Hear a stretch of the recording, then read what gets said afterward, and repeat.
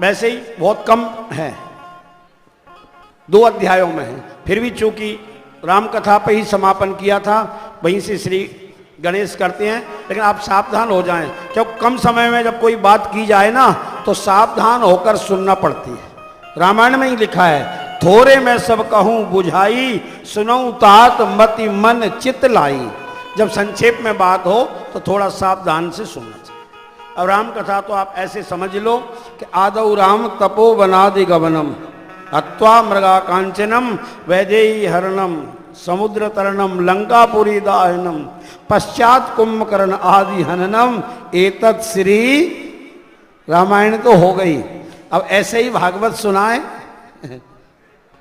आदौ देव की देव गर्भजन्म से शुरू करे क्या? ना, ऐसे नहीं होगी। जब ऐसे होगी तो महाराज परीक्षित का प्रश्न 10वें स्कंद का पहला श्लोक, कथितो वंश विस्तारो भवता सोम सूर्यो राज्ञा चोभय वंश्यानां चरितम।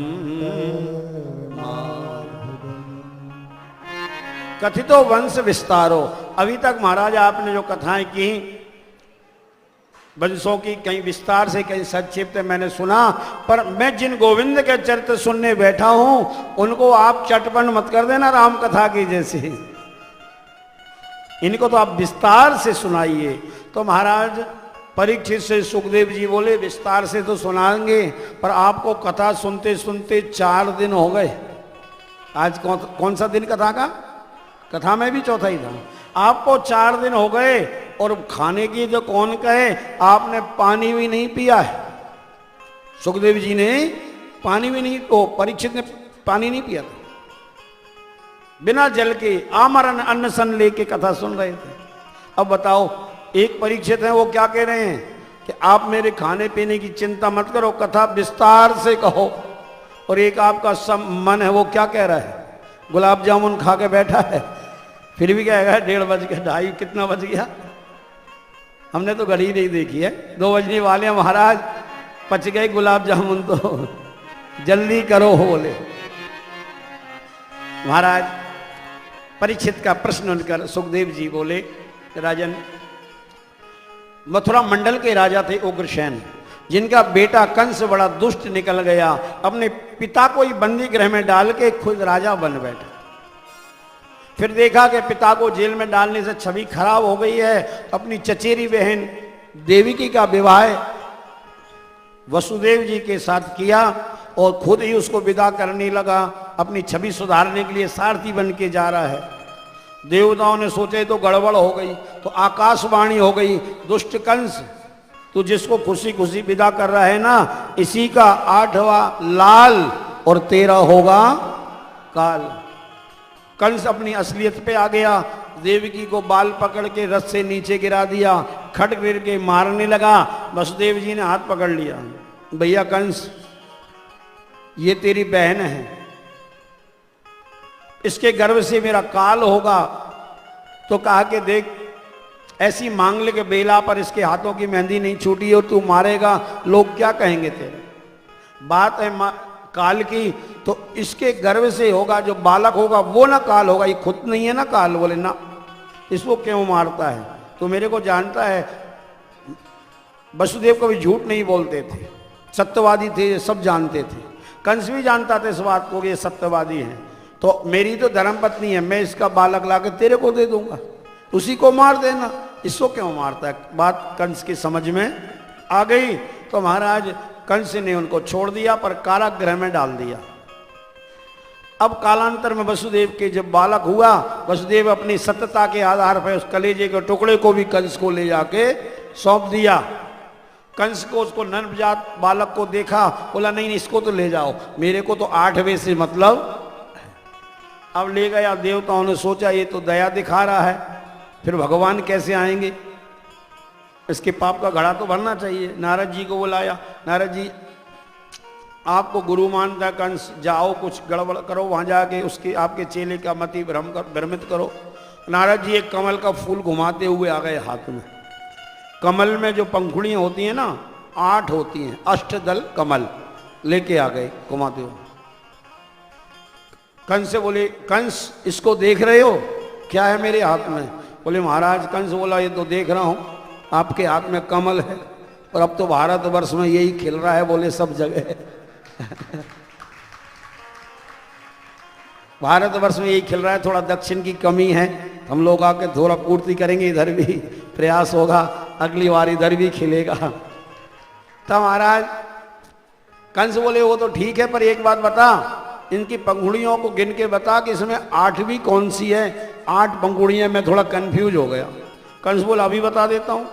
1 से गिनती की, 1 2 3, बोले ये 8वीं। नारद जी ने उस 8वीं को पकड़ लिया और आगे से बोले अब यहां से गिन। अब वहां से गिना तो जो पहली थी ना वो कौन सी हो गई, अब आप गिन के देख लो सर्किल में। फिर उसको छोड़ के दूसरी गिनवाई तो वो तीसरी, 8वीं, चौथी। अब तो कंफ्यूजन में हो गया। कंस बोला ये तो हर पंखुड़ी 8वीं है। वैसे ही बोले वसुदेव का हर लाल 8वां लाल हो सकता है। गुरुजी गड़बड़ हो गई, दौड़ा दौड़ा गया, एक एक करके 6 बालकों का वध कर दिया। 7वें गर्भ में साक्षात शेष भगवान आए और कहा कि लक्ष्मण अवतार, राम अवतार में लक्ष्मण बन के आपने हमारी सेवा की है। भगवान बोले हम किसी का ऋण रखते नहीं है, अब आगे चलो, तुम बड़े भैया बनो, हम तुम्हारी सेवा करेंगे। सो शेष अवतार में बलराम जी आए हैं, रोहिणी के गर्भ से जिनका जन्म हुआ है। योग माया उनको ले जाके रोहिणी के गर्भ में रख दी और खुद यशोदा के गर्भ से योग माया पलने लगी। इधर 8वें गर्भ में भगवान आए। देवताओं ने बहुत सुंदर स्तुति की। फिर वसुदेव के सामने भगवान प्रकट हो जाते हैं। वसुदेव जी प्रार्थना करते हैं, देवकी अम्मा प्रार्थना करती है जैसे कौशल्या ने की थी। कौशल्या ने की थी भाई प्रकट कृपाला, और देवकी अम्बा कहती है तमद्भुतम बालकमम्बुजे क्षणं चतुर्भुजं शंख गदा श्रीवत्स लक्ष्मण गलकौस्तुभश्रियं पीताम्बरं सान्द्रपयोदशो।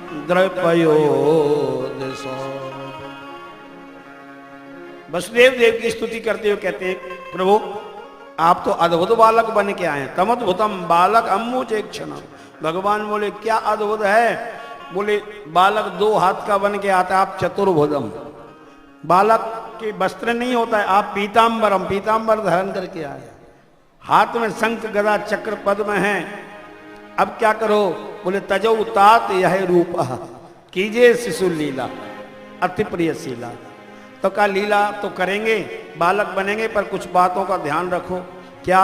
जब हम बालक बन जाएं तो इस टोकरी में रख के हमको और नंद के गोकुल में छोड़ देना। यशोदा के गर्भ से एक बालिका ने जन्म लिया, उसको ले आना और फिर देखना क्या होता है। अब महाराज वसुदेव जी लेके चल दिए। कथा आपको पता है कि ताले खुल गए, पहरेदार सो गए, हथगढ़ पेड़ियां टूट गईं, यमुना का पानी भी शांत हो गया। इसके पीछे बहुत अच्छे अच्छे भाव में बढ़िया कथा है, वो आपको कल सुनाएंगे। आज तो इतना सा सुन लो कि महाराज यशोदा के यहाँ सुला दिया, बालिका को ले लिया और किसी को कानो कान खबर। वापस बालिका आई, कंस को पता चला, उसको मारने लगा। बालिका हाथ से छिटक के आकाश में दुर्गा देवी का रूप धारण करके अट्टहास करते हुए बोली कंस मेरे को क्या मारता है, मारता है, तेरे को मारने वाला पैदा हो चुका है। अब महाराज कंस घबरा गया। अब इधर क्या हुआ, इधर की बात सुन लो थोड़ी सी। नंद बाबा 90 साल के है गए, पर छोरा छापरा काऊ नहीं भयो। एक दिन ब्राह्मणों की मंडली आई। नंद बाबा ने बढ़िया खीर, रबड़ी, मालपुआ ब्राह्मणों को पवाए, और ब्राह्मण मधुर प्रिय, ब्राह्मणों को मीठा मिल जाए क्या कहना महाराज। इसीलिए हमारे मुरारी जी, काला जी गुलाब जामुन बनवा रहे हैं आचार्य जी खुश करने के लिए। अब ब्राह्मणों को रबड़ी मालपुआ मिले तो नंद बाबा ने जैसे ही लिफाफा दिया हाथ में, सो ब्राह्मणों के मुख से निकल गया नंद बाबा पुत्रवान भव। नंद बाबा बोले महाराज जब 90 वर्ष की आयु में कहा आशीर्वाद दे रहे हो मोकुताने।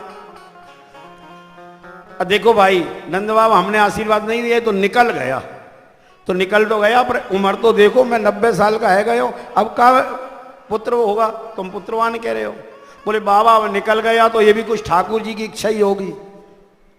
अब तू तो ऐसे ही रबड़ी मालपुआ घुटाए जा, और हम भी बैठ के गोपाल संतान का पाठ करेंगे, और जब करेंगे जब तक तेरे पुत्र नहीं हो जाएगा यहां से जाएंगे ही नहीं।